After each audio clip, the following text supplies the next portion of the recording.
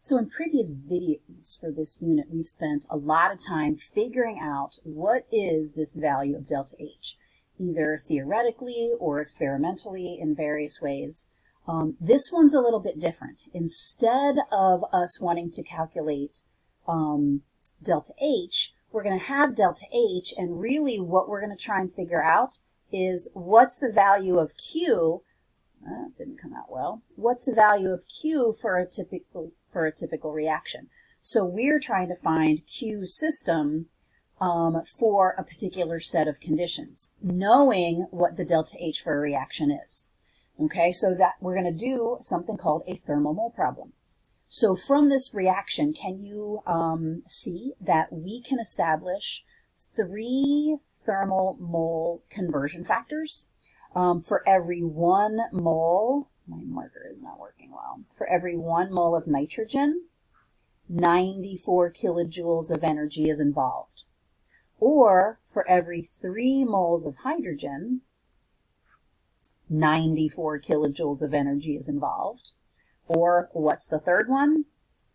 For every 2 moles of ammonia, 94 kilojoules of energy is involved. So this is really our delta H with respect to each component in the reaction.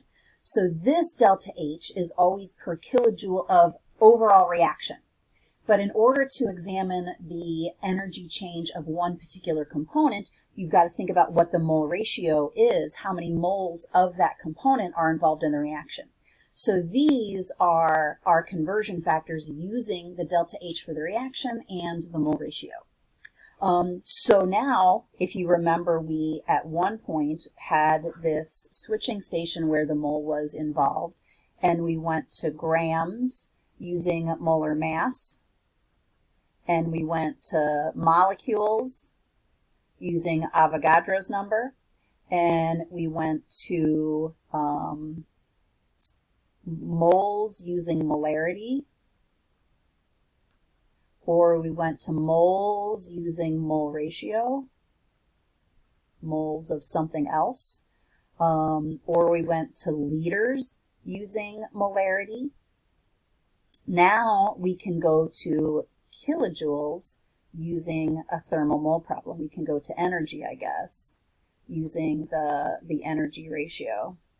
I don't know what we call this. The energy mole ratio. I don't know, but we have something else. We can figure out Q from the energy mole ratio. So now we have another branch, and we'll have a few more. Oh, and the gas laws. I forgot to do all the gas laws, pressure and density and so forth. So we've got a lot of branches coming off this mole.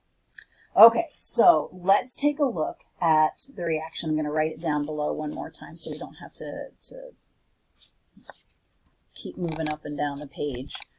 So we want N2 plus 3 H2s yields 2 ammonias and 94 kilojoules of energy. Okay, so let's say that we had 259 grams of nitrogen that we were using. We want to know how much energy 250 grams of nitrogen will produce if it goes through this reaction. So what are we going to have to do first? We got grams, we got to get to moles, so we're going to use molar mass. So nitrogen is 28 grams per mole. Okay, so now that gets me in moles of N2. What was my question? My question was, how much energy will this mass generate? Well, how much energy? I've got that mole ratio. For every 1 mole of N2, I can generate 94 kilojoules of energy, so that's going to be my next conversion factor. Grams will cancel out, moles will cancel out. What am I left with? I'm left with kilojoules. And if I do the calculation, sorry, I didn't figure it out beforehand, 259 divided by 28 times 94 means that it's going to take, or not take, it's going to release 869.5 kilojoules of energy. So remember that since this is exothermic, this is the amount of energy released when that reaction happens. So It's really pretty simple. You guys have done much more complicated mole problems in the gas unit, and I feel like that's sideways. The gas unit and other units. This is actually pretty straightforward. Any conversion factor between any substance and energy can be used.